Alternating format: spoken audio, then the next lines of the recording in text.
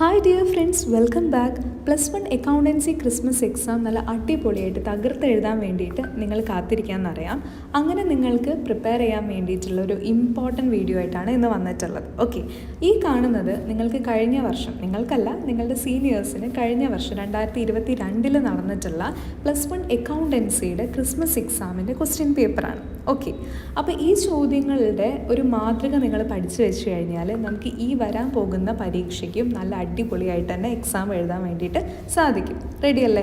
അപ്പോൾ ആദ്യത്തെ ഭാഗങ്ങളിൽ നിങ്ങൾ കാണുന്നത് 1 മാർക്കിൻ്റെ ചോദ്യങ്ങളാണ്. ഓക്കെ, ഇതിന് ശേഷം നിങ്ങൾക്ക് 2 മാർക്ക് മുതൽ 8 മാർക്ക് വരെയുള്ള ചോദ്യങ്ങൾ കാണാൻ വേണ്ടിയിട്ട് സാധിക്കും. ഓക്കെ, അവിടെ നിങ്ങൾക്ക് കൃത്യമായിട്ട് കറൻറ്റ് ലയബിലിറ്റി, അതുപോലെ നോൺ കറൻറ്റ് ലയബിലിറ്റി എന്താണെന്ന് ക്ലാസിഫൈ ചെയ്യാനുണ്ടാവും. അതുപോലെ gap, generally accepted accounting principles എന്താണെന്ന് എഴുതാനുണ്ടാവും. പിന്നെ ട്രയൽ ബാലൻസിൻ്റെ പ്രിപ്പയർ ചെയ്യുന്നതിൻ്റെ ഒബ്ജക്റ്റീവ്സ് എന്തൊക്കെയാണെന്ന് കണ്ടുപിടിക്കാനുണ്ടാവും. പിന്നെ നമുക്കൊരു ട്രാൻസാക്ഷൻ തന്നു കഴിഞ്ഞാൽ അതിൻ്റെ ഡെബിറ്റ് ആസ്പെക്റ്റും ക്രെഡിറ്റ് ആസ്പെക്റ്റും കണ്ടുപിടിച്ച് എഴുതാനുള്ള ക്വസ്റ്റ്യൻസ് ഉണ്ടാവും.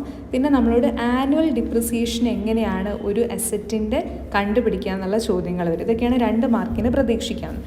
3 മാർക്കിന് നിങ്ങൾക്ക് അക്കൗണ്ടിങ് എന്ന് പറയുന്ന കോൺസെപ്റ്റ്സിൻ്റെ ഒബ്ജക്റ്റീവ്സ് എഴുതാൻ വേണ്ടിയിട്ട് ചോദിക്കാൻ നല്ല സാധ്യതയുണ്ട്. അതുപോലെ GSTയുടെ കോമ്പോണൻസ് ചോദിക്കാൻ നല്ല സാധ്യതയുണ്ട്.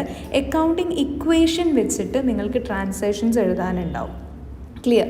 പിന്നെ നമുക്ക് ഉണ്ടാക്കാനുണ്ടാവും പർച്ചേസസ് ഡേ ബുക്ക് ഉണ്ടാവും, സെയിൽസ് ഡേ ബുക്കിൻ്റെ ഒക്കെ ക്രിയേഷൻ ഉണ്ടാവും. പിന്നെ പാസ്ബുക്കും ക്യാഷ് ബുക്കും തമ്മിലുള്ള ഡിഫറൻസ് ചോദിക്കാൻ നല്ല സാധ്യതയുണ്ട്.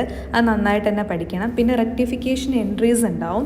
പിന്നെ match the following type questions നിങ്ങൾക്ക് പ്രതീക്ഷിക്കാം കേട്ടോ. നല്ല രീതിയിൽ ആ ഒരു ഭാഗത്ത് നിന്ന് ചോദ്യങ്ങളുണ്ടാവും. പിന്നെ പെറ്റി ക്യാഷ് ബുക്കിൻ്റെ പ്രിപ്പറേഷൻ മക്കളെ 5 മാർക്കിന് വരെ പ്രതീക്ഷിക്കാവുന്നൊരു ക്വസ്റ്റ്യനാണ്. പെറ്റി ക്യാഷ് ബുക്കിൻ്റെ പ്രിപ്പറേഷൻ എങ്ങനെയാണ് തയ്യാറാക്കുക എന്നുള്ളത്. പിന്നെ നിങ്ങളോട് ചില കോൺസെപ്റ്റ്സുകൾ തന്നിട്ട് അതെങ്ങനെയാണ് എക്സ്പ്ലെയിൻ ചെയ്യാമെന്ന് ചോദിക്കാം.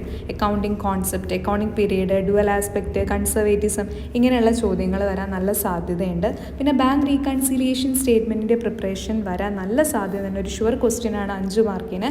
8 മാർക്കിന് വരാൻ സാധ്യതയുള്ള ചോദ്യം എന്ന് പറയുന്നത് ജേർണലൈസിങ് ചെയ്യാൻ വേണ്ടിയിട്ടാണ്. നമുക്ക് കുറച്ച് ട്രാൻസാക്ഷൻസ് വരും, അത് ജേർണലൈസ് ചെയ്യാൻ വേണ്ടിയിട്ട് ചോദിക്കും. അതുപോലെ തന്നെ ഡബിൾ കോളം ക്യാഷ് ബുക്കിൻ്റെ പ്രിപ്പറേഷൻ ഇമ്പോർട്ടൻ്റ് ആണ്. അപ്പോൾ നിങ്ങൾക്ക് ഡൗട്ട് ഉണ്ടാവും, അപ്പോൾ ചോദ്യം മാത്രമല്ലേ ഉള്ളൂ, ഉത്തരം എങ്ങനെയാണ് എന്ന് പറഞ്ഞു തരുമെന്ന്. അപ്പോൾ ഇതിൻ്റെ ഉത്തരങ്ങളെല്ലാം വളരെ ഡീറ്റെയിൽഡ് ആയിട്ട് തന്നെ എക്സ്പ്ലെയിൻ ചെയ്യുന്ന വീഡിയോ ഈ വീഡിയോയുടെ ഡിസ്ക്രിപ്ഷൻ ബോക്സിൽ ഫസ്റ്റ് ലിങ്കായിട്ട് കൊടുത്തിട്ടുണ്ട്. അത് കാണാൻ വേണ്ടിയിട്ട് മറക്കണ്ട. താങ്ക്